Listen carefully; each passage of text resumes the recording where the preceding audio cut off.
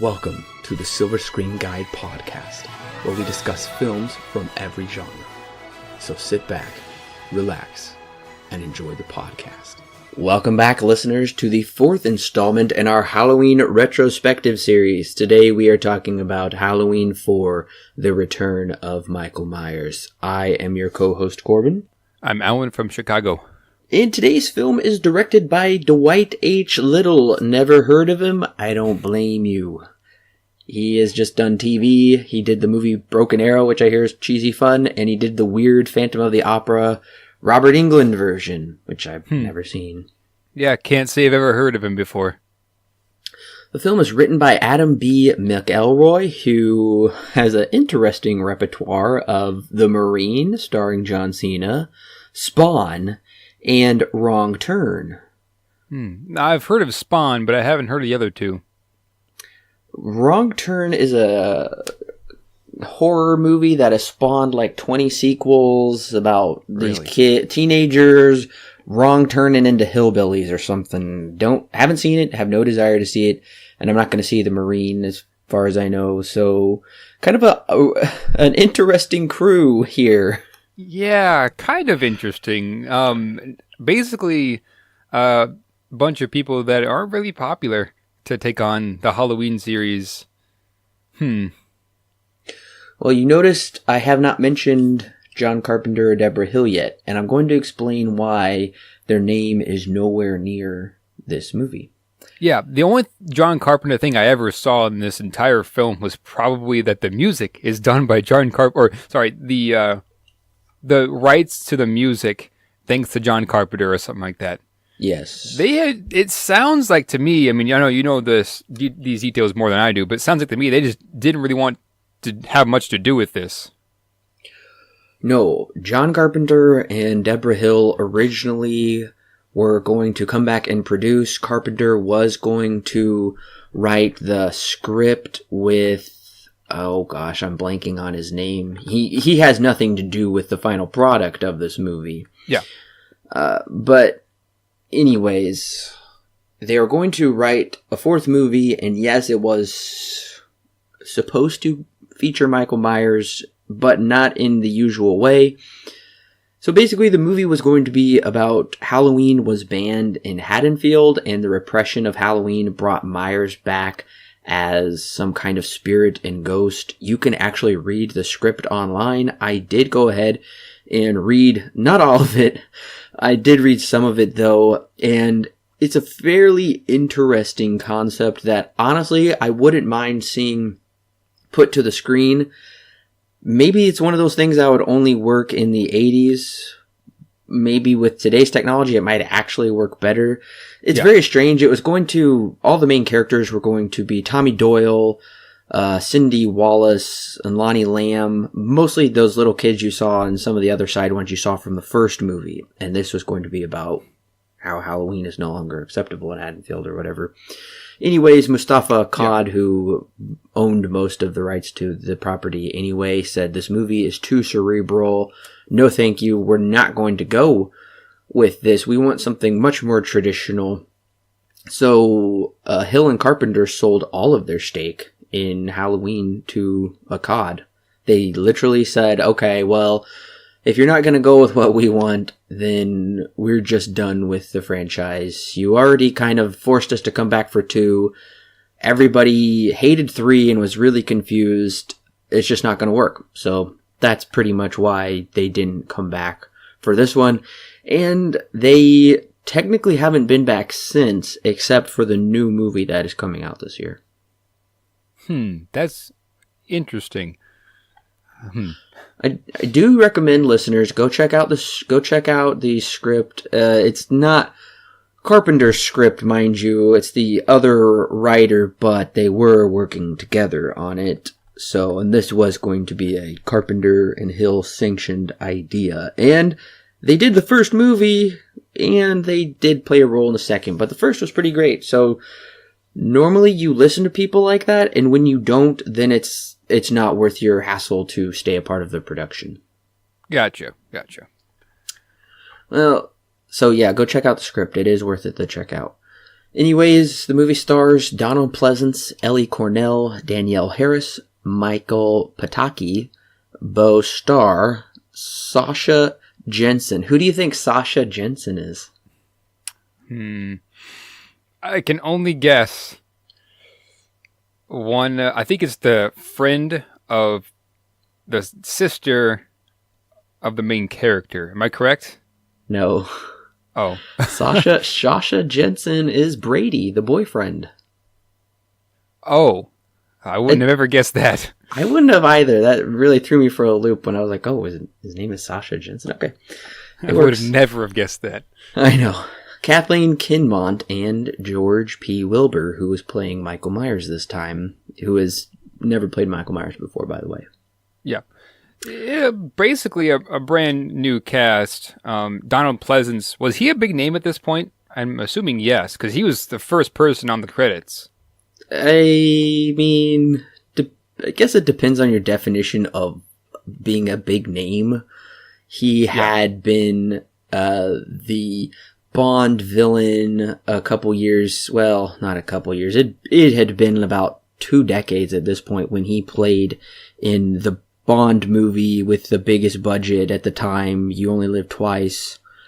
He played Blofeld, and the only reason I know that is because I literally just watched it like 3 days ago. Yeah. So that kind of put him out there, and from then on, he was kind of this name. But I don't think he ever was too big, but this was probably Halloween series was his claim to fame, so. Yeah. Okay, interesting. I was just curious because I saw his name, and I know the guy.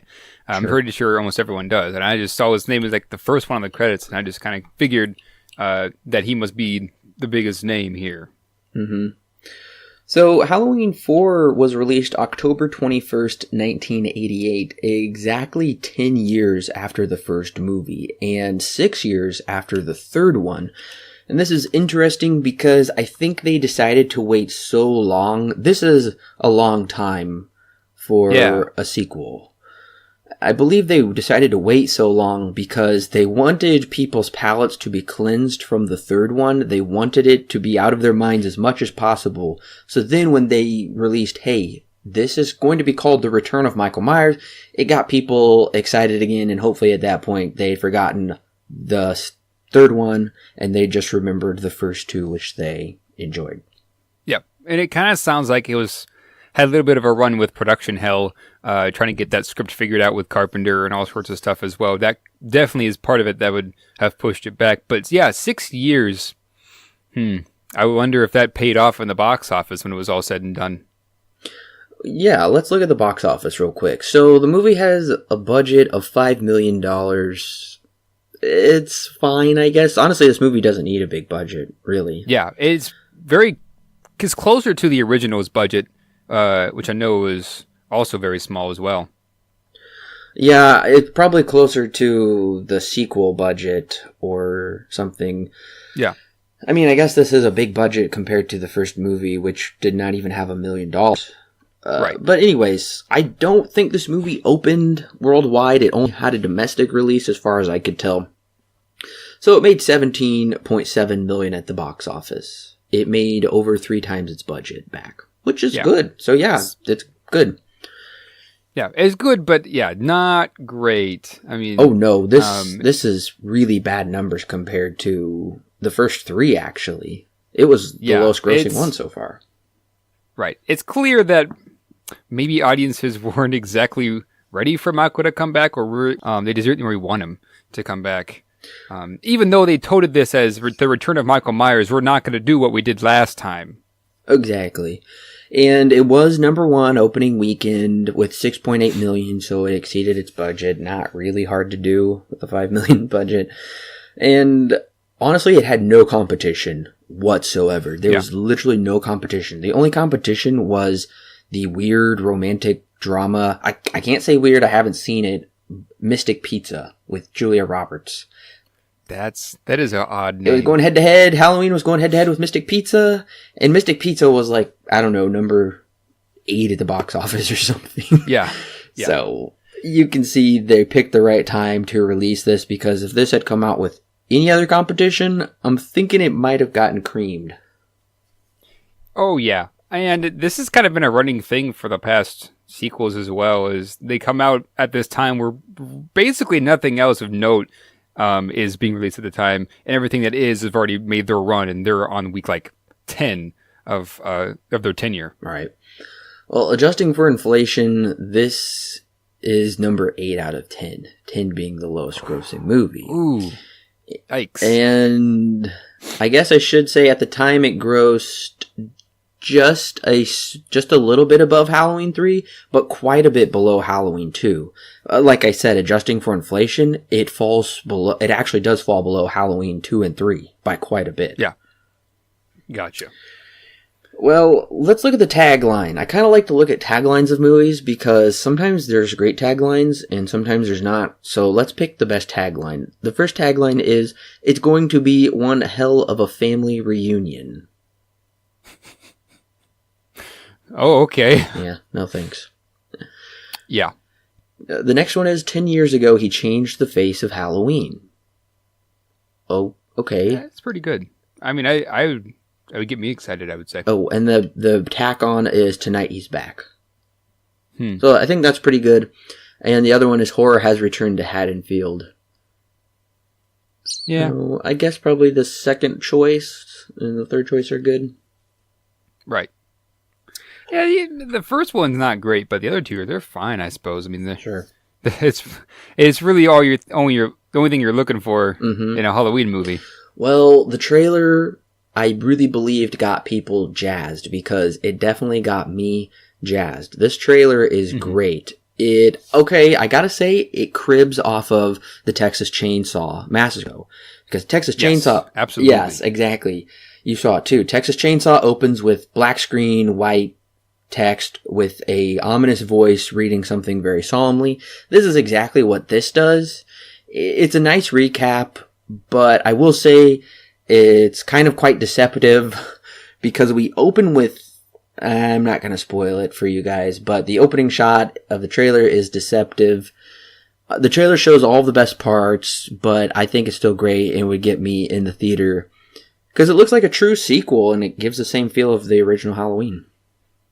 Oh, yeah, absolutely. And this trailer, honestly, I actually did really enjoy this trailer. I don't think I've ever seen one that begins with the white text and the black background and this ominous voice other than Texas Chainsaw before. So it got me interested in it was pretty spooky. So yeah, I mean, if I was back at this age, if I had seen the trailer, I probably would have been excited to go see it again just by the trailer alone. So yeah, other than the beginning part, I don't know. It kind of makes the movie feel a lot bigger. Oh yeah. Which is kind of half true. I mean, we'll get into those details, but it's kind of half true that this movie's bigger per se than the others. Yeah. A little bit of deception there. I mean, this is, of course, that's really nothing abnormal either. So how has this movie fared with fans and critics over time? Currently on IMDb, it holds a 5.9. Pretty close to number 3. Close, but still better than number 3. Thankfully. Yes. And that's pretty mediocre to like just not very good territory. Right. And I cross-referenced it with Rotten Tomatoes. 29% of critics say go for it. This is good. Ooh. And 53% of the audience, which is technically over half, say, yeah, it's a good one. So from everything I figured, when this movie came out, it received critical reception, some negative reviews, but over time, it has become more fond of the sequels, I would say, to fans. More modern reviews have been a lot nicer to the movie and have found a lot more enjoyment with it, and I can see why. And honestly, we're going to get into it, but this movie, you can tell, has changed from the very first one. This movie, immediately the trailer shows it's trying to capture a Texas Chainsaw feel.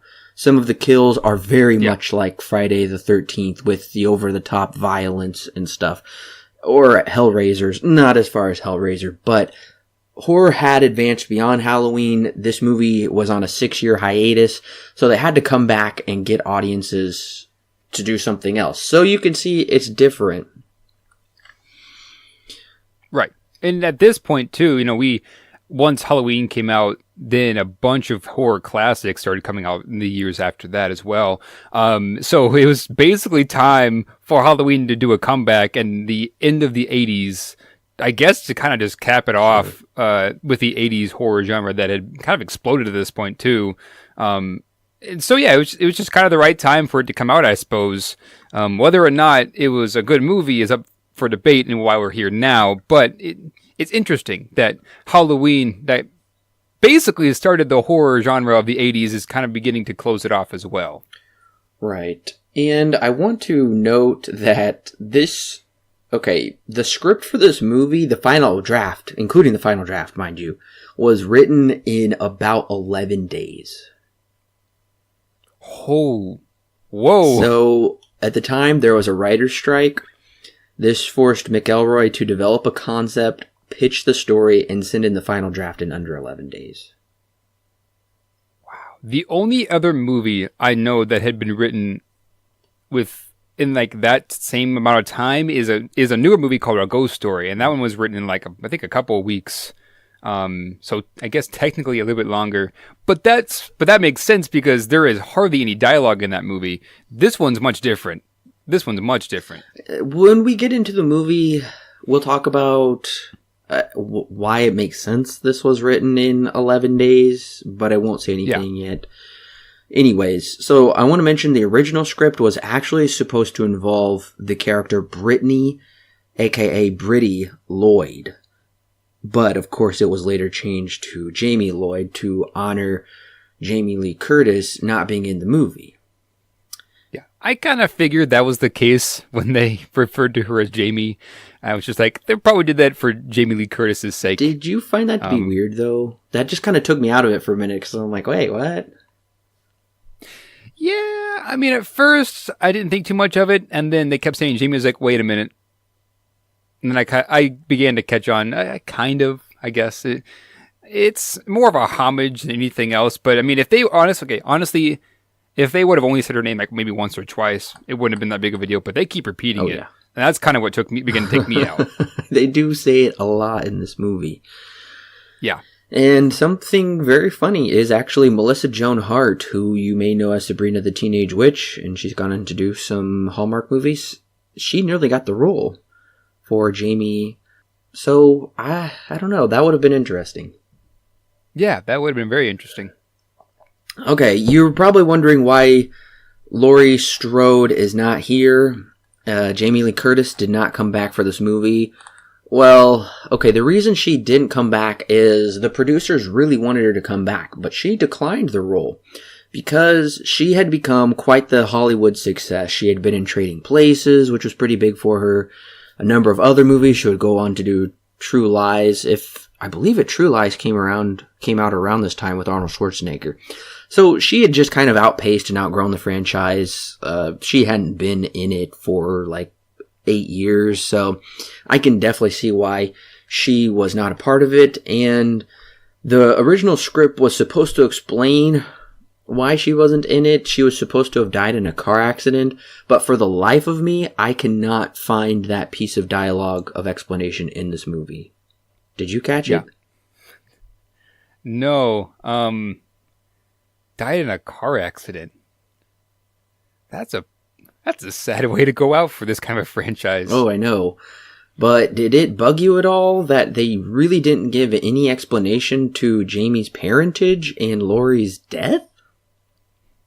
Yeah, I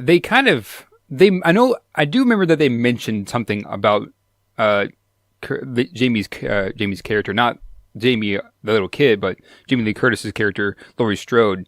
They mentioned something about her death, but I can't remember anything else past them just mentioning it. They really don't go into detail. Well, see, that really bugged me that one of the huge important characters of the first two, this is supposed to be a return to Haddonfield and Halloween. And I get they want to reboot it with like fresh faces and a new concept and whatnot. But at the same time, at least drop us a line of where Lori went. I had to do some digging to figure out. I just can't understand. They had it in the script, and I guess for pacing purposes, not to dwell on it too much, they cut it out. But that really frustrates me that Lori is just dropped in here. She is just like, oh, my mom died 11 months ago, and that's it. That's it. And we don't know who the dad is. I guess he died too.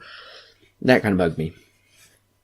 Yeah, I do kind of agree with that. I mean, when the movie was all said and done, it didn't bother me too much. Yeah. But yeah, they should have had at least something that was very forward in telling us that this is what happened to Lori, and this is why we're here now. They didn't have that. I mean, they briefly mentioned something, but it doesn't give us any explanation. A fun little tidbit of trivia is we just recently covered The Lost World Jurassic Park. Yes, these movies are connected. Are you surprised? Really? You should be. Well, okay. Go to the scene where the T-Rex is by the video store and the bus crashes into it or something. You will see VHS copies of Halloween 4 and 5 on the racks and maybe a poster up. That's funny. Yeah. That's funny. Anyways, something else I recommend listeners you check for while watching this movie. I'm not giving away any spoilers, so don't worry. But in the school scene at the end, Michael Myers is actually wearing a blonde mask in some brief scenes. Or blonde hair on his mask, I should say. I did not catch that. I didn't catch it either, but then I did go back, and so they were originally fiddling with making Michael Myers have blonde hair instead of the usual black or brown or whatever. Well, they decided to scrap that, but then they had to do reshoots, and they were like, oh, crap. They just decided to leave in certain scenes with the blonde hair. They didn't want to go back and, because they tested it with the blonde hair, but they didn't want to go back and fix those scenes. So you will notice blonde hair if you catch it. It's very quick, so it's not a big shock or anything, but anyways. Yeah, Michael with blonde hair, no, that doesn't work. Weird. Yeah. Yeah. I can't even begin to imagine what that would look like. A whole movie with Michael with blonde hair. Well, listeners, we're about to go into spoiler territory with Halloween 4. If you haven't seen it and you don't want it spoiled for you, then I encourage you to press pause right now. Go watch the movie and come back and hit play. We'll be right here where you left off. But you've been warned that we're going to spoil this movie in 3, 2, 1. Michael Myers has lay dormant for 10 years after his murderous rampage on Halloween night that left 16 dead. While being transferred back to Smith's Grove Sanitarium, Myers escapes. Back in Haddonfield, Laurie Strode has died, leaving behind her 7-year-old daughter, Jamie, who is in the foster care of the Carruthers. Jamie is having nightmares of Myers, who she does not know nor has ever seen. Mercilessly ridiculed and ostracized at school, Jamie finds solace in her foster sister, Rachel. Except Rachel is bummed she has to take Jamie trick-or-treating, because she wants to cement her romantic future with Haddonfield heartthrob, Brady. While trick-or-treating, Rachel sees Brady at Kelly Meeker's house, the daughter of the new sheriff. This distraction causes Rachel to lose track of Jamie, which creates panic as they search for each other. Meanwhile, Dr. Loomis has returned to Haddonfield to warn the sheriff a repeat massacre is likely to ensue. To the sheriff's worst fears, Loomis is right. The entire police force, save for a small number, have been wiped out, and the town's power has been blacked out thanks to Michael. Holing up at the sheriff's house, all the main players wait in anticipation for the state police to arrive. But Michael has found a way in and takes out everyone except for Rachel and Jamie, who escape via the rooftop. Loomis finds the bewildered Jamie and takes her to the schoolhouse, where Michael is there as well, magically. But he's temporarily stopped by a group of vigilante rednecks who take Rachel and Jamie and Loomis out of the city. Thinking all is safe, Michael appears atop the vehicle and ripping the rednecks apart. Rachel is able to throw Myers from the vehicle, and ramming him with the truck, he flies towards an abandoned mine shaft where the sheriff and police arrive to blow him to Kingdom Come. Figuring the nightmare is over, all head back to the Carruthers' house. While Jamie's foster mother draws her a bath, a POV shot calling back to the first film signifies Myers is still not dead. Letting out a blood-curdling scream, everyone rushes towards the stairs to find Jamie in a near replica of Michael's childhood clown costume, smattered in blood, wielding a bloody scissors as credits roll. Okay, so I'm just gonna throw it out here. This is basically a remake of the first movie. Oh, yeah. There are a lot of points in this where they essentially just recycle plot points a lot. I guess there are also some pieces of the second one as well. They're also in here when they go to the school and stuff like that. But yeah, you're right. It's kind of like a Force Awakens deal where they kind of just go back to the original and say, well, this one works, so let's just redo it, but give it some new branding, you know. I was a little surprised to find this movie so similar, and it makes sense the script was written in 11 days because it cribs so much off of the first movie. There's really not a lot of original material here, but we'll get into that here in a second. Anyways, there was actually supposed to be an original opening that would retcon Halloween 2 and help bridge the gap between 2 and 4 since it had been such a long time.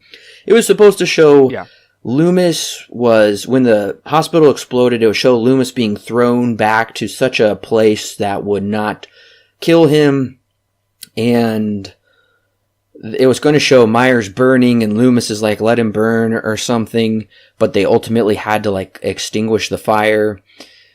And the reason they didn't bridge the gap and retcon is because I think they really just wanted a fresh reboot. They do drop lines in the beginning they give you a nice recap in the beginning of the events of Halloween 2 and I guess some of Halloween 1. I think it's a good thing. We just start off, and honestly, the opening of this one is very similar to the opening of the first Halloween where, well, not the opening, but you get the part in the first act where Loomis is driving in the rain with the nurse to get Michael. So. Right. Yeah. It is interesting too that, like you said, this is basically a reboot. We don't have the pumpkin opening like we had in the first two. Like that's just gone. We have the original theme, which it sounds better than it did in Halloween 2. But yeah, the pumpkin opening for both of those that we both said were marvelous to see, gone. We just got like a basic opening here. It's kind of sad, but I mean, it is a reboot. They're wanting to redo a lot of things and all that kind of stuff. So I can see why they didn't do it. But it is interesting how we begin with at a farm and an ambulance drives by. I was not expecting this out of a Halloween movie. It felt a little bit more like Texas Chainsaw, I guess. But yeah, I kind of didn't even think about it until you brought it up. But the movie does not open with the classic theme song with the slow zoom into the pumpkin. I think they are really just going for a total reboot where they're trying to start fresh. Honestly, I liked it. It was very creepy, rural farm imagery with pumpkins and some little witches and tractors. Almost no music at all, actually, just some wind. And the first thing we see is October 20th, 1988. And then we get the title. I like it, actually. Not better than the original, I mean, though. Absolutely agree. This opening, even though we don't have the pumpkin, like in the first two, it doesn't bother me really that much either. It's just interesting to see this change of pace and what we've basically become accustomed to. Halloween 3 doesn't count, though. So, okay, I think this is kind of weird in the beginning. We see Michael laying there, and his face is still bandaged after 10 years? Yeah! No. Why? No, it doesn't make any sense. And I am glad we did not get a Nightmare on Elm Street thing, because Freddy had his burned face in that, and I'm glad we didn't see some weird burned Myers face. That would really have turned fans away. Yeah. They were smart in keeping his face a secret. I mean, I guess I can see why they bandaged it, because they needed to keep his face a secret. But we don't get to see his face still, which for a lot of fans, that's going to be a good thing, just to kind of keep it a faceless villain, essentially. I mean, we have this big theme of Michael being basically the embodiment of all evil, so it would have been anticlimactic and probably go against his character completely to show his face. But one thing I do think is interesting is that they are transporting Michael with no security. Yeah. Even though he's in a maximum security sanitarium, he's transported on just an ambulance with three hospital workers, just, normal people, I guess. What? Yeah, that is the unbelievable part. It would have been nice if they would have at least got one armed guard to go with them, because he still is a mass murderer. Just because he's been laying dormant, supposedly, or whatever, which, I don't know, would have deteriorated his muscle completely, and he would not be as powerful as he is, but apparently he is supernatural, as we have seen. Right. Because there's no way he would have survived the second movie. And same with Loomis. You just really have to suspend a lot of belief and just go along with everything because plot. And they're just cribbing off the first one. It's fine. It's a lot of exposition of a recap, and then they say, oh, his niece is in Haddonfield right now, blah, blah, blah, and then dun-dun-dun, that's what's going to get him to go back and hunt her down. I don't know, you just gotta go with it. There is a lot of exposition spilling in this opening scene, distractingly almost. The poor officer, the only thing he ever does is spill exposition and make religious imagery quotes. That was weird. I don't know, this officer, he's a silly guy. Although it is unmistakable, this does kind of set up more religious themes, I guess you could say, that do kind of come back at multiple points in this movie. But here in the opening, it's like almost in your face with everything that this officer is saying, not just exposition-wise, but setting up those religious themes like welcome to hell, or something else along the lines of... Well, he says something else. Oh, yeah. Jesus ain't got nothing to do with this place. Very much... very forward with that religious imagery. So I definitely feel this is very campy, but it's working for me. Yeah, it feels like the movie knows it's already campy, and it's kind of just running with it. Like in 3, it was campy by all the wrong means, but in this one, it feels necessary almost. This is completely campy, but it feels like the movie knows that, which is a good thing. It's the 80s, so you kind of want some of that. Right. This is a pure 80s horror movie. Yeah. And we get some more exposition dump from Jamie and Rachel. Jamie says, her parents died 11 months ago. We learned that Lori actually babysat Rachel. Why not make this the girl that she babysat in the first movie? Why make this a whole new character? I don't get that. I don't know. I think that's a missed opportunity.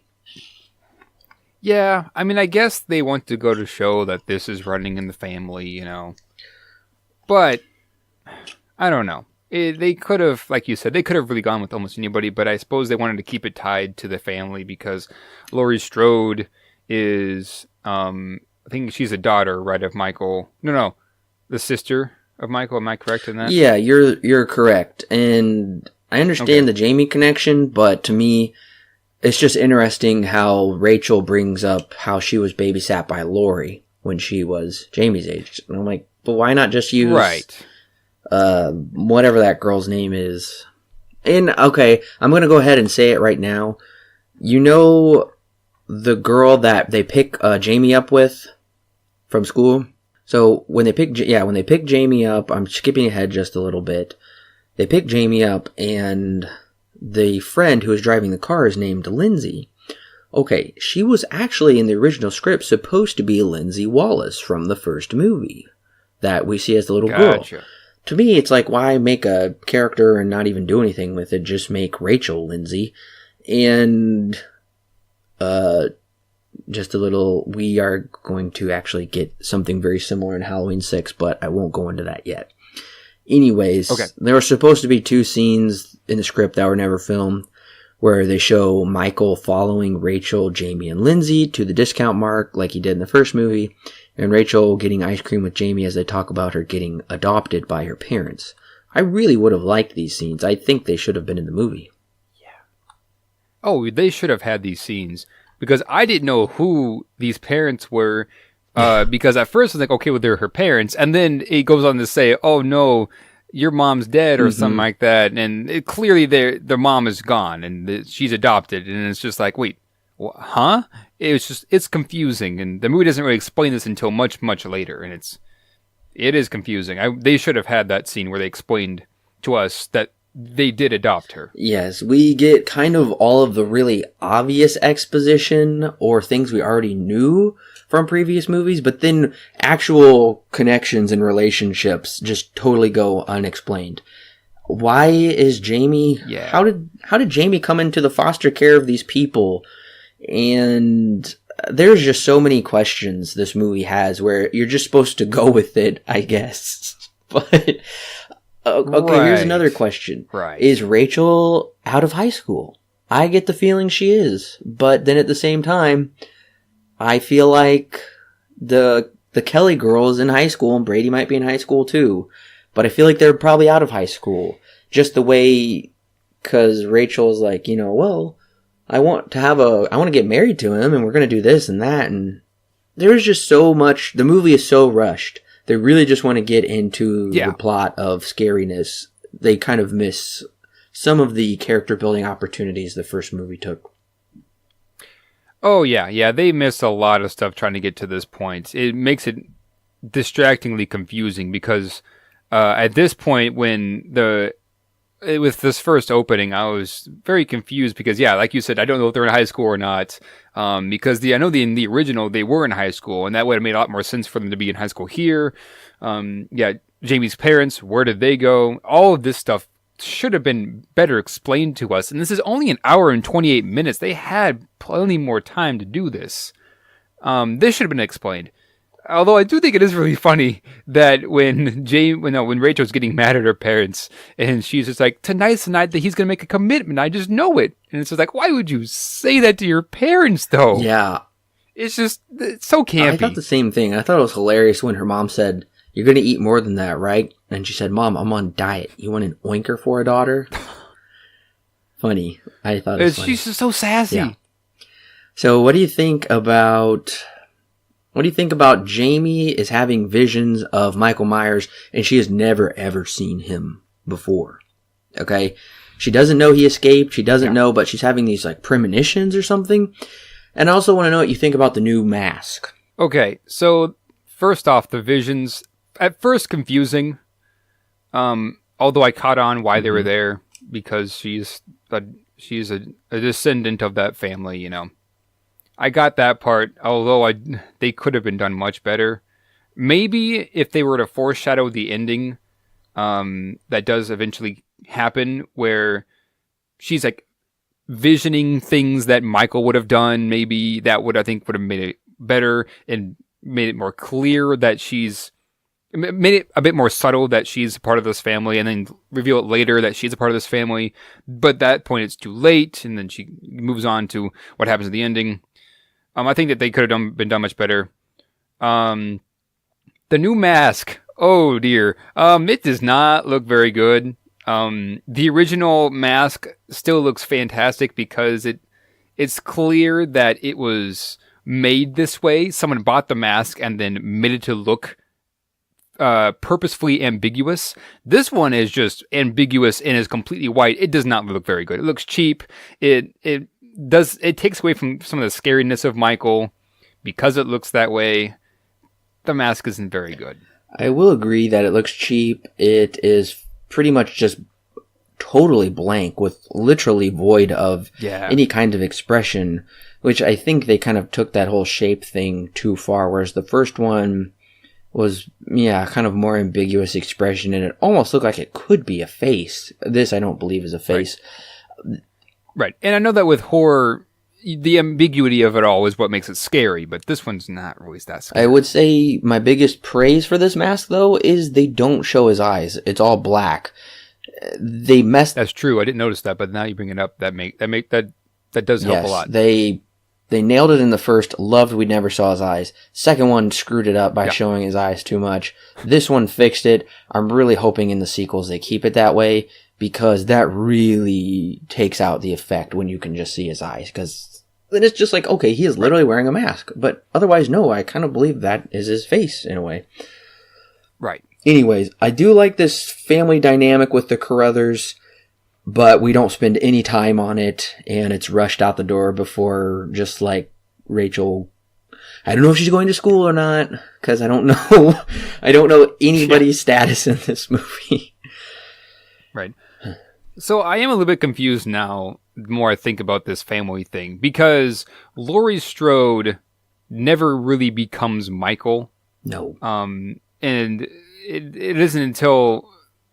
Well, she doesn't become Michael at all, at least as far as I know. And this one, though, Jamie just... At the very end of this one, she becomes essentially Michael, the next Michael. Michael is dead. So is it like once Michael dies, then it just kind of passes on to the next person in the family? Is that how this works? Because I was just a bit confused since the... Not Jamie, but Laurie Strode never became essentially Michael. The embodiment of evil, essentially. Right. Well, I don't... well, okay. I believe you will get a definitive answer in the 6th movie. Okay. But for now, this is all incredibly ambiguous and head-scratching. Clearly, there's something... Clearly, Michael is supernatural in some way because of him surviving the first 2 movies. Jamie has visions, so that means she has some kind of power. And I wondered if it was when she touched his hand at the end that somehow passed it on to her, but I don't think that's it. I do think it's some inherent thing. Right. And I guess I kind of know the answer to it, but I won't give it away because that's in number 6. Okay. Yeah, I kind of figured that these questions would probably be answered in the next sequels as well. Yes. Well, anyways, we get Loomis again, and I gotta say, I'm really not too happy to see him back because he literally plays the same character from the first 2 movies. And he only has like a scar on his hand and on his face, which is really gross. But this is just goes beyond belief that Michael and Loomis would survive. That's been the biggest complaint, is they're both alive after that.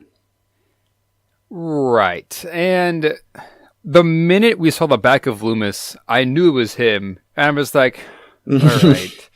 You know, what does Loomis do in this movie other than alert the police? Well, he doesn't. I don't think he does too much. No, he is playing the exact same role from the first movie, and it's literally following the same exact character beats, because we see him go to the gas station and find the mechanic, and this is the same thing that happens in the first movie, except they decided to expand it and make it more violent and make there be a confrontation right away.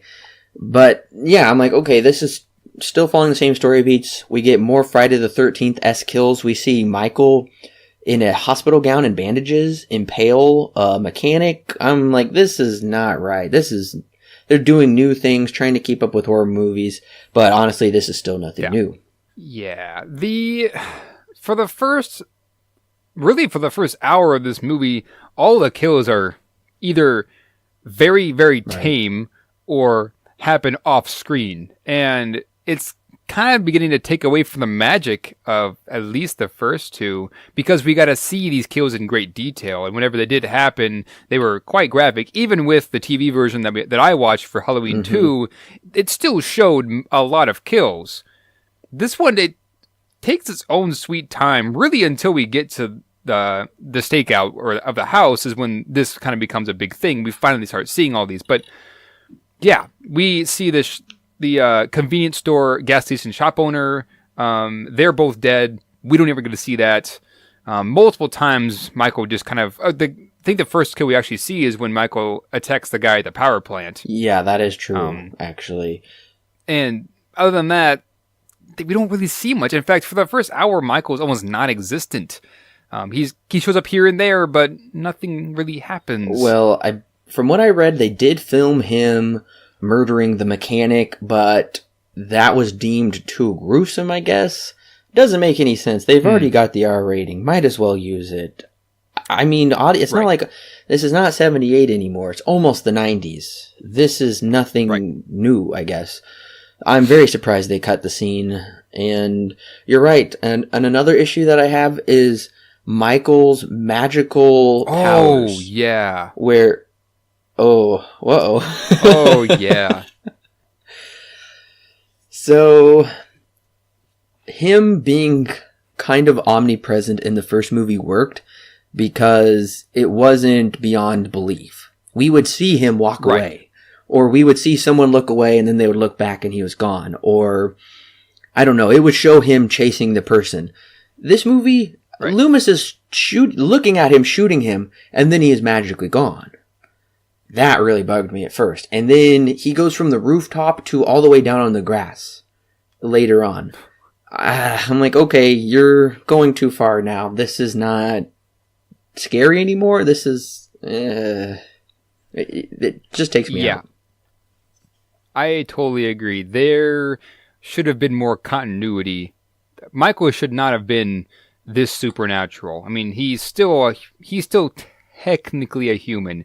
He may be the embodiment of evil, but at the same time, he's still given a human body to work with. So it would have made more sense, and it would have made the movie honestly more scary if they had shown him like they did in the first one, where, like you said, it isn't beyond belief that he was able to do things and be places that he is, because it feels like in almost every scene, Michael somehow is there and then somehow disappears.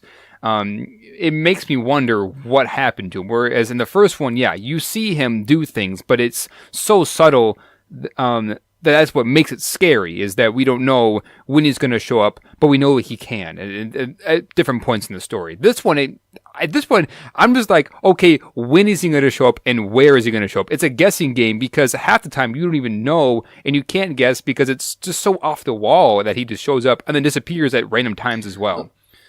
I don't know. Like I said, I agree with you. There's no real continuity between Michael's powers in this one, I guess. Well, and we're continuing to follow the story beats of the first one. We see Jamie encounter some seriously brutal kids at school who are just... I'm like, oh my gosh, they're making fun of her dead mom, and very, very bad. Very, just, I don't know. That seems like at that age, I don't think kids are that evil. So... Right. And... I mean, maybe if the movie had explained more that this is just her perception of the bullies at school, that would have made a lot more sense. They don't do that, though. It just kind of feels like almost a documentary-esque at this point. It's riding on the tails of A Wrinkle in Time, where it's all like, today is a 10-year anniversary of when your dad disappeared. Hope you disappear too, or something like that. There are a lot of movies that also kind of do this, where it's just like on the nose, so bullying to such a degree that it's unbelievable. I agree. And of course, the bad girl's dad is the sheriff, just like Annie's dad was the sheriff. Of course. And Brady looks to me like a knockoff Josh Brolin from Goonies, which had just come out 3 years prior. Yeah. I didn't think about that. That is pretty funny, though.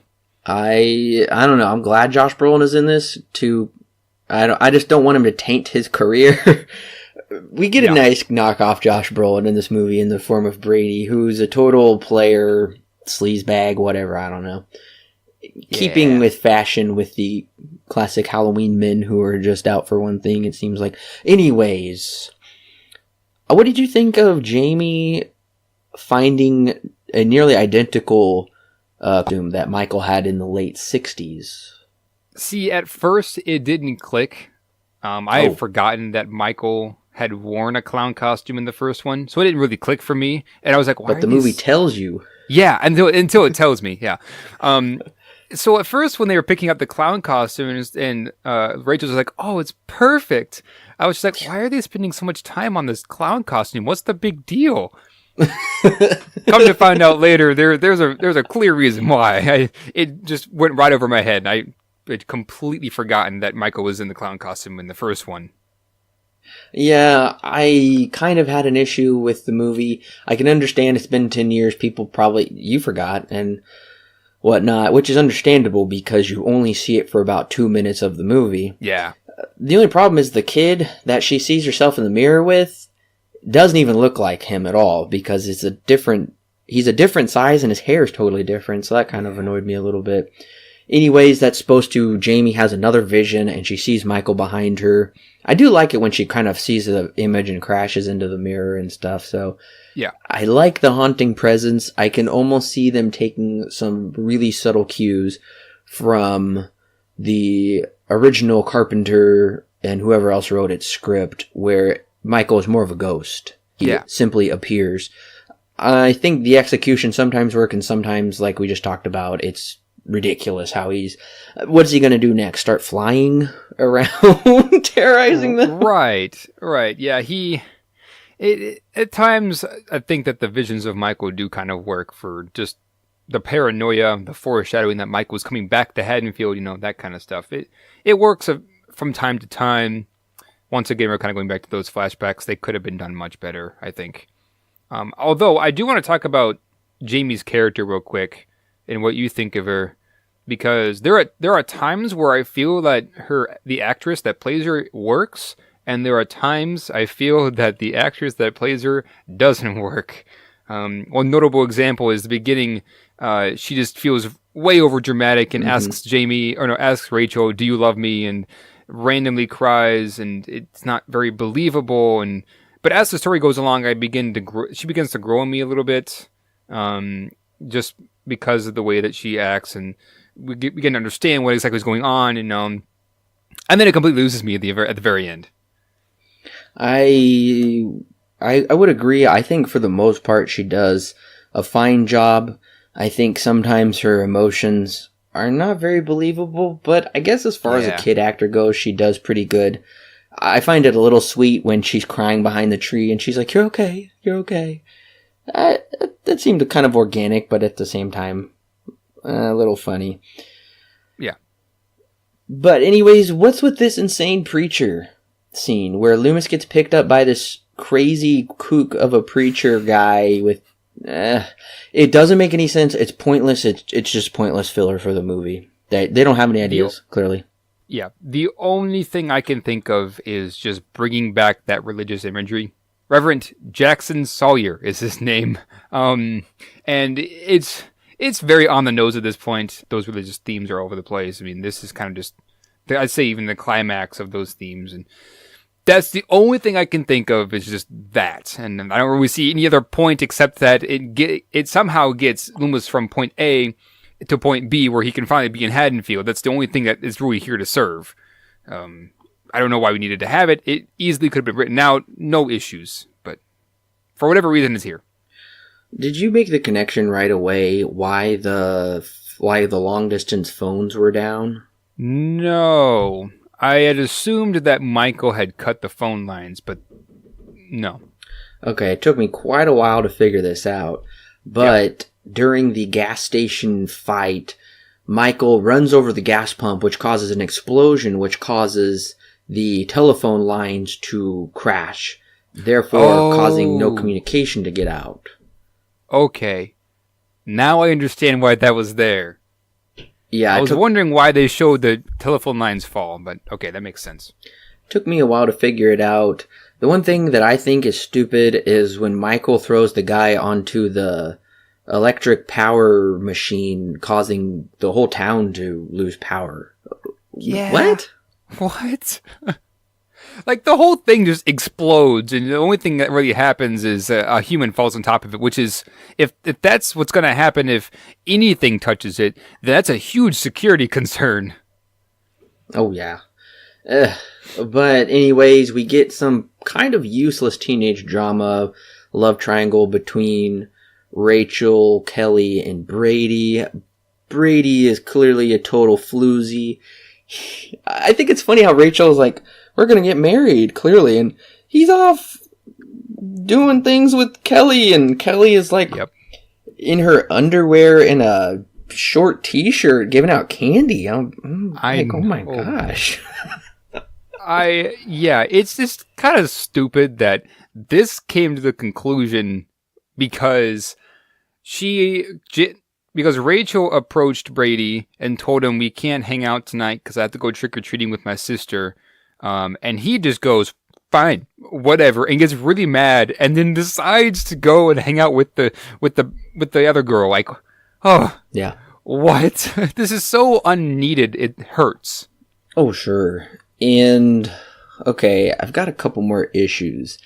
We've got a hick mob.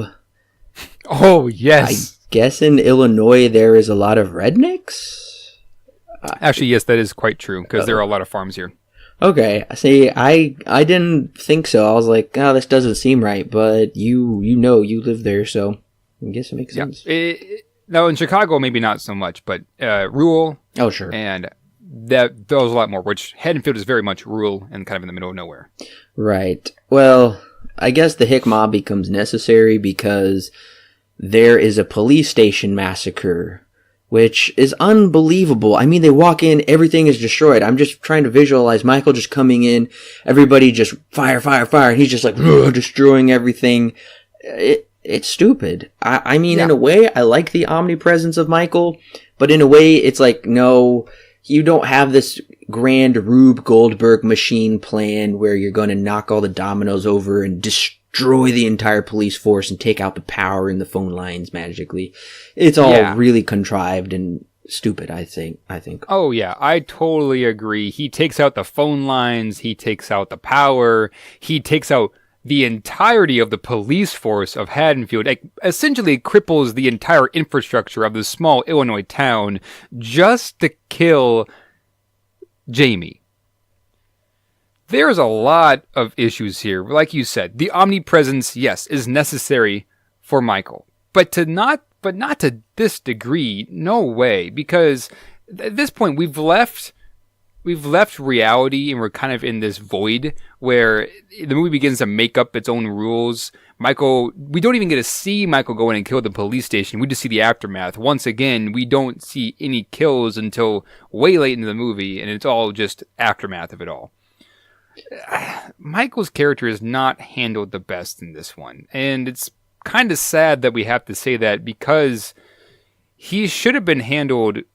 At least for the first two, he was handled quite well, and this omnipresence of him always being in places always felt organic. Like he was there because the script didn't contrive him to be there, but he wanted to.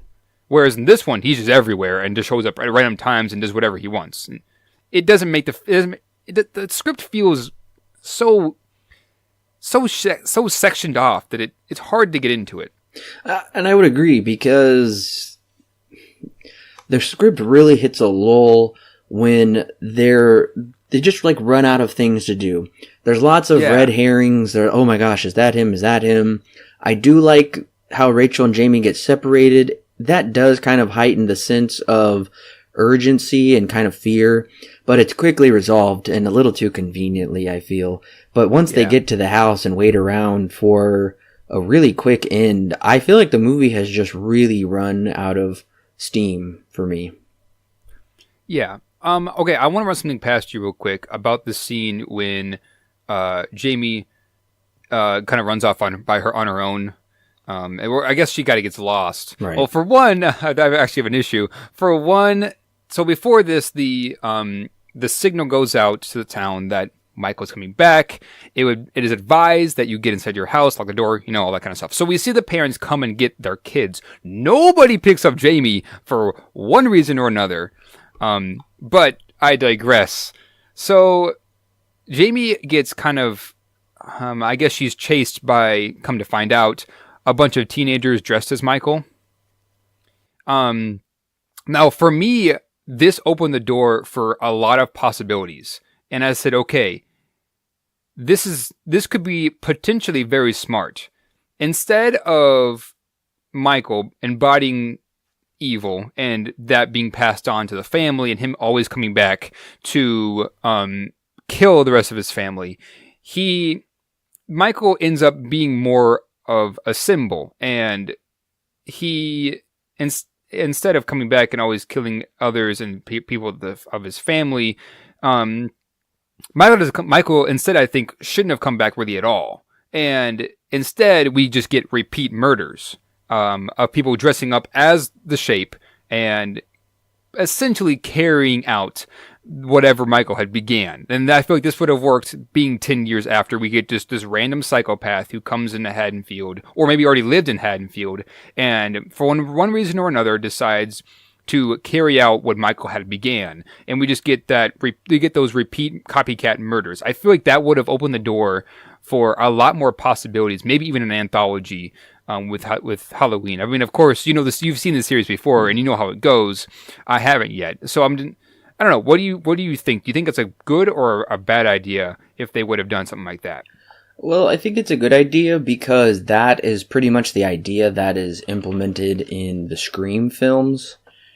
And I love those movies, and that's what they do, where it's kind of a copycat, but there's always a purpose behind why they're doing it. It makes sense, and it is connected.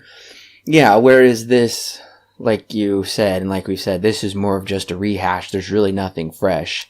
And I honestly think you would have liked better the kind of original script where Halloween is banned, but it is repressed to such a degree that it comes out in this bizarre supernatural way that starts just haunting everyone, and the events of the first movie start haunting everyone, and people do see this Shape, and it is terrorizing them and killing them and whatnot. So I definitely agree with you. I do think this could have been better implemented, and I'm kind of glad they didn't do it because I'm glad the Scream movies did it, and the Scream is not. Yeah. And the Scream movies are original in their own way, but they also are kind of just cribbing off of everything, and that's the whole point of them. Right. But the Scream movies didn't come out until I think 94, right? That was when the first one came out. It was a couple years after this movie, and they really reinvigorated the genre because I think what we're experiencing here. We are only 4 movies, technically 3 movies in, counting the Myers trilogy, and it's already tired. Yeah, I do agree.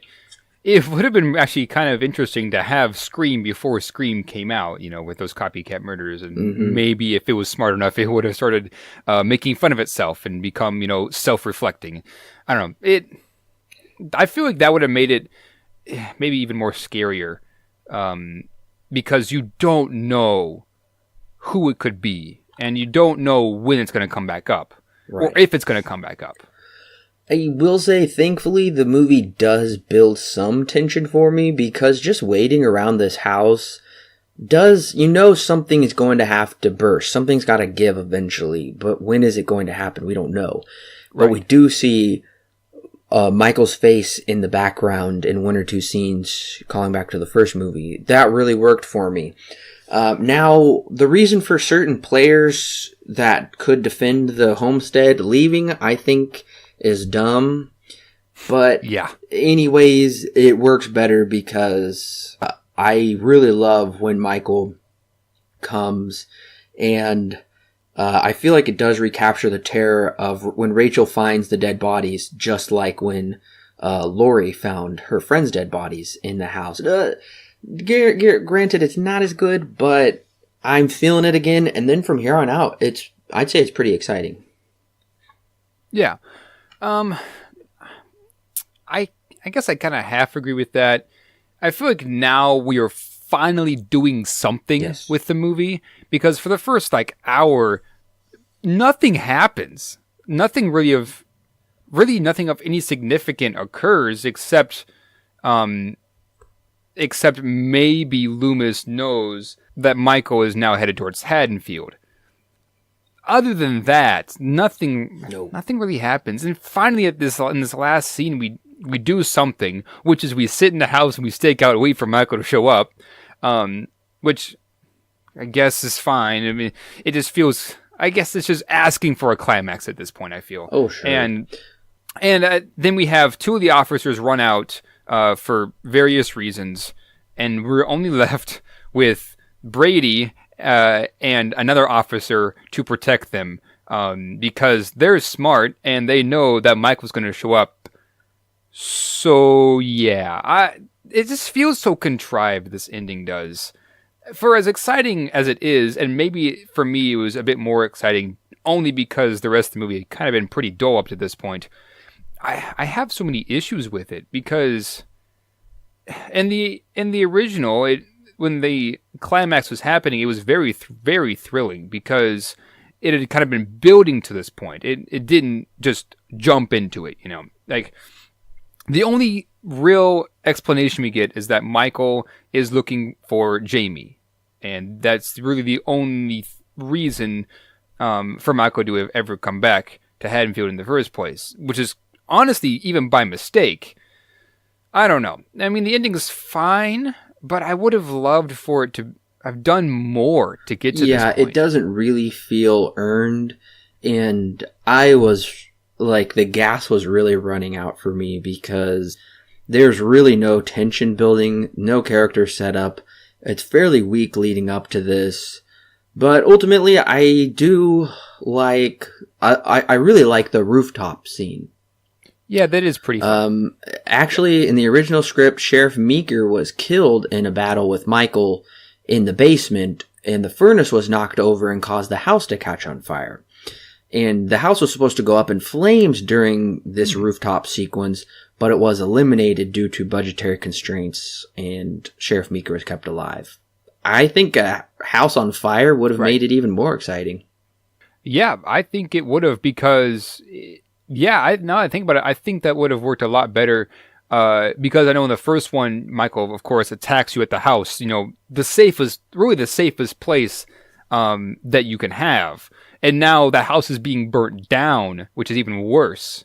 I think that would have worked. But for me, up until this point, I was honestly wondering why in the world is this rated R? Sure. There was nothing in it up until, of course, this point when Michael actually begins doing things that we actually get to see. Nothing ever screamed an R rating to me. It felt very PG-13, and PG-13 was out at this time. It had been out for about 4 years. So up until this point, I was just wondering, where is this rated R coming from? And we get that now. I 100% agree. This is very much the PG-13 version of Halloween. There's at least 2 F words, I think, which would give it the R rating. The violence and gore is very tame, especially by today's standards. And the quote-unquote scene is still far more tame because in the first movie, we got a significant amount of nudity. This one, we don't really get any nudity. I mean, kind of, in a way, but it's cut off fairly quickly. So, yeah, I mean, if you kind of want something a little more mild and more for the teenage appropriate, I guess you could say, and you can't watch the first Halloween movie, then I would say this is a viable substitute because it's definitely the PG-13 Halloween movie of today. Right. I do agree. And I mean, I think it's up until the point when Michael sticks, I forget the girl's name. Is it Lindsay? The girl that's also in the house with the shirt over her? Oh, that's Kelly. Okay, Kelly. I would say up until the point when Kelly dies, when Michael takes the shotgun and impales her onto the wall with the shotgun. That's really the point where it turned for me and began an R. It's when it gave it the R rating. Yeah. But yeah, there really isn't too much in this that really makes it stand out as an R rating. They didn't really, I guess they didn't really take advantage of that either. Right. And I do find I find the whole school sequence to be boring. I kind of checked out for a while until the redneck showed up. Then I kind of checked back in, but even then it was still only once Michael started ripping their necks off or some crazy violent stuff all of a sudden. Then it got my attention again. Yeah. And that was what made the original so fun, is that Michael always used tools around him or his knife to kill somebody. Yeah. And he always hid in essentially plain sight. I know we had mentioned the bedsheet scene when he had killed the nerd in the living room beforehand and went upstairs with the bedsheet over him and the glasses, and the girl that was with them, began to mess with them. And then of course, the audience, we knew at this point that it was Michael. And that scene was just so intense because we knew what he was capable of.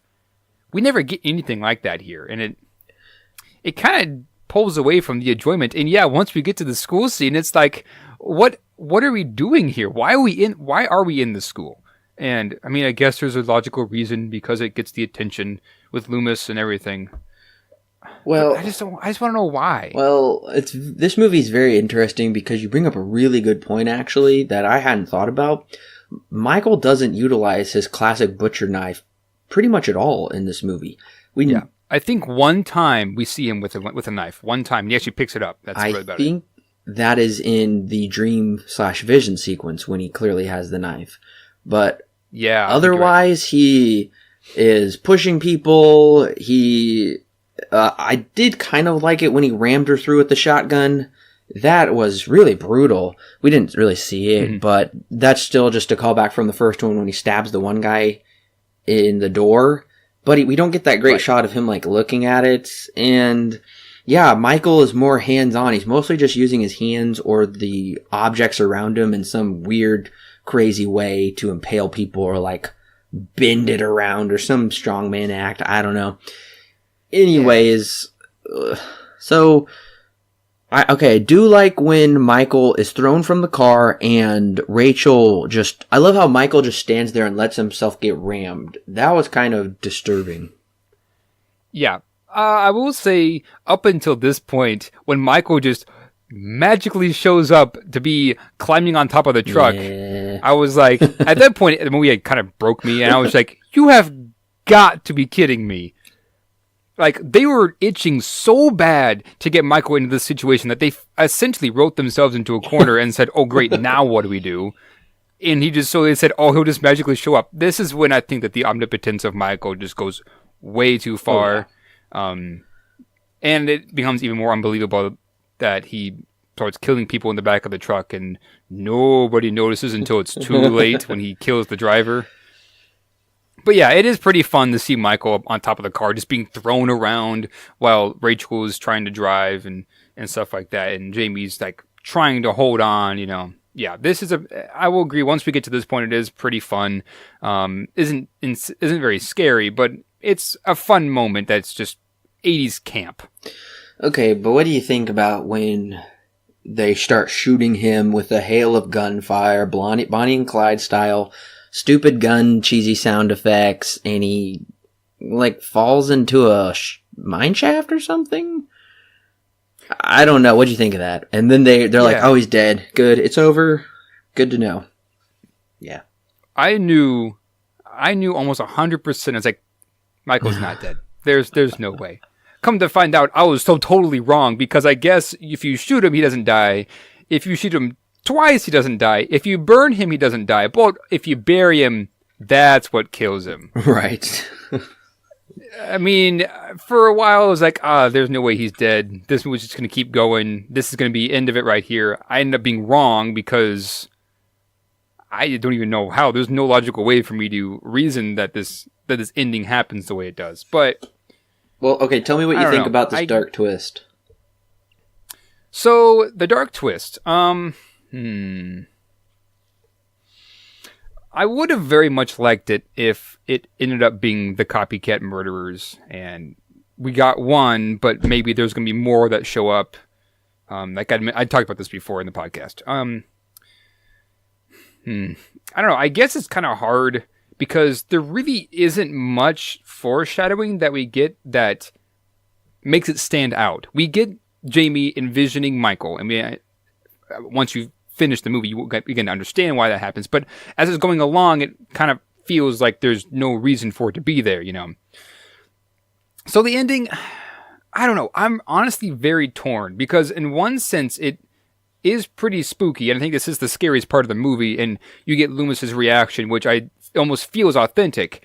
But at the same time, though, it feels like they're grasping for straws because they want to continue this series so badly that they write in this ending that I feel it could have been done much better. I don't know. I'm honestly very, very torn because it could almost go either way for me because I really do want to like this ending, and part of me does, but at the same time, it feels like just a lazy way of come back for the next one. I do like this ending actually because I think this is what they needed to get fans back, so they basically remade the first movie. Now they're saying this is over, and we're going to give you the new killer in the form of this little girl. I think they could take this to some very interesting places, but I'm afraid it will just be a rehash because, it's kind of been done before. But I wasn't expecting it. I liked they came back to the POV at the very end instead of doing it at the beginning of the very first movie. I thought it was a great twist. Right.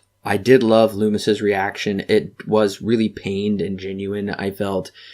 And I believed she did murder her foster mother, but I guess we don't have confirmation of that. And that was originally in the script, but it was scrapped because they wanted it to be more ambiguous, and that would have been too dark or something. But I like it. I like it. Yeah, I think that leaving out the fact that she had killed her stepmom, I think that was a pretty good choice. Although I do wonder, because they did say that Michael went back to Michael went back to the adopted parents' house first. Right. And I remember the movie explaining this, and then he moves on. Yes. And the parents are alive still? Or was it because he was in the back of the police vehicle? Yeah, he went there before they came there. Yeah. Right. I remember that part. And I was wondering why he didn't kill the parents. Because usually when Michael just shows up at a place, he's going to kill them. So here... so the sequence between the power lines and the police station and going to the parents is very muddled. It just seems like he's able to do it all at once. I don't know how he gets around town that quick. From what I could tell, Michael went there and sniffed around. Then Loomis and the Meeker chief came and looked around. Then the parents came. And then Loomis decided to go back because he's like, Michael will come back there. No, he did not. That's why the parents are not dead. I'm assuming they just been home the whole time. And we're somehow safe, I guess. And somehow Loomis knew to leave the parents' house and come back and find Jamie in the street.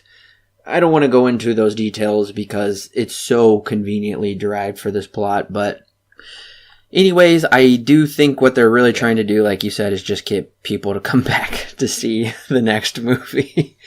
This is a short movie. Yeah. It clocks in at 1 hour and 24 minutes, so very short. Just barely makes that feature length just enough. So honestly, this feels... In previous viewings, it always felt like a movie. I will admit, just for time purposes, I was very busy. I watched this movie at 1.5 times. So, it was not at 2 times, so it did not cut the time in half or anything, but 1.5 times. Yeah. This really, and just going off the plot, this really feels like a 45-minute or whatever you want to call it, hour-long TV special. This could have been one of those hour-long TV movies or whatever. This feels like a spin-off in my mind. Yeah, very TV. It just feels like, wouldn't this be a cool idea? Put it on TV, It doesn't feel like a main storyline movie for Halloween, at least. So, Alan, let's give the viewers a quick review, recommend, and rating for this movie. So, Halloween 4... Return of Michael Myers. This movie thrives off of conveniences. And that's the movie's biggest shortcoming, is that Michael becomes such an omnipotent force that the movie begins to lose what made him so scary in the previous sequels, not counting number 3. It begins... It's just frustrating because in the first 2, yes, Michael was always there. But it didn't ever feel like he was all powerful. It felt like, yes, there is a lot. I can logically believe that he made it from here to there, even though we didn't see it. In this one, they thrive off of Michael being everywhere at once, and he does random things that really don't mean much in the grand scheme of things. Yeah, he cuts the power. So what? What does that do? He cuts the phone lines. It's a mild inconvenience. He does. There's a lot of things that Michael does that feel so anti-Michael that it begins to pull away from his realism, and he's no longer this evil person, this evil thing, I guess I could say. He's no longer this evil thing that is constantly going after people of his family. He feels like this thing that just kind of shows up whenever he wants to, whenever the plot demands a thrilling scene, and they abuse that so often that it makes the script feel stilted. And that kind of boils it down to the pacing, because this is an hour and a half long movie, and somehow nothing happens until we finally get to the house. But even then, it's so insignificant that the only reason why this movie exists is so that way we can have the ending with Jamie, and now she's killed the next person. She's become Michael. I feel like that's the only reason for this movie to exist, is just so we can propel the plot, so that way we can continue to tell the story and make more money off of it. It doesn't feel as genuine as the original Halloween, and that really begins to take away from a lot of the realism and all the scariness. Some good things, I guess I probably should talk about some good things. There are some creative kills. There are times when this movie utilizes silence to really set the tone, and I think that there are times when this does really work. At times it does not. I think that the music, however subtle it is at times, they do some interesting things in reworking the composition of the original tune, and I think that ends up working pretty well, because it's no longer a retread.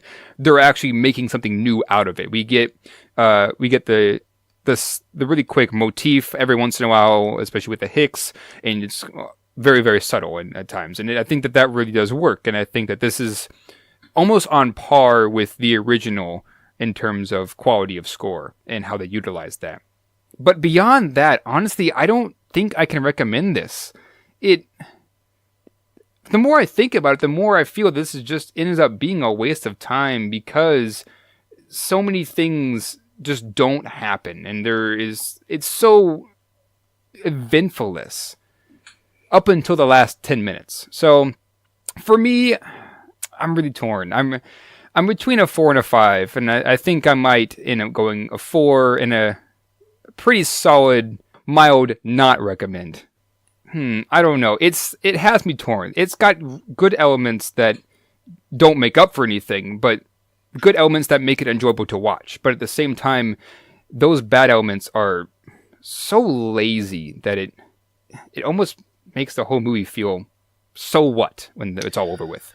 Halloween 4, The Return of Michael Myers, I say is a welcome return to the formulaic plot of the first film. It doesn't really bring anything new to the table except a fun, sometimes thrilling adventure in the Halloween series. I am glad to report this. Okay, it's a high note, considering the series rapidly fell apart about 2 sequels ago. But Halloween 4 is a harmless movie that is an enjoyable watch for me every October. If you really sit down and think about it, this movie is literally just a rehash of the first one, except not as good, and it has a ton of plot holes and a ton of issues with it. But like I said, if you're looking for something fun to fill your October month with, then I'm going to give Halloween 6 stars out of 10 with a mild recommend. I will agree with you. This movie is pretty harmless. It doesn't really do anything. Doesn't really do much at all. But I mean, it doesn't really do anything that would elicit it to destroy the franchise at all.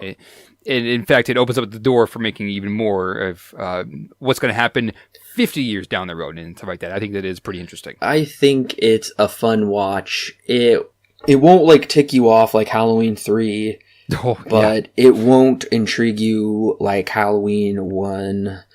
But nevertheless, I still think you can have fun with this movie, especially just because between the rooftop scene, running through the school, and then chasing on top of the truck, I think that kind of makes it worth it. It's kind of fun. I'm really interested to see where we're going to go and what we're going to think with the next movie in the series, Halloween 5, The Revenge of Michael Myers. Well, that will not be our next review. We will be coming back with our review of Ready Player One. I am... by the time of this recording, I will be done with by the time it's published, I'll be done with the book. I'm gonna report the book is awesome. I really love it. So I'm expecting the movie to be just as great. I'm super pumped to bring you that review with Alan here. We're gonna love it. I hope. Yeah. We can only dream, but I'm sure it'll be fine. It's Spielberg behind the wheel.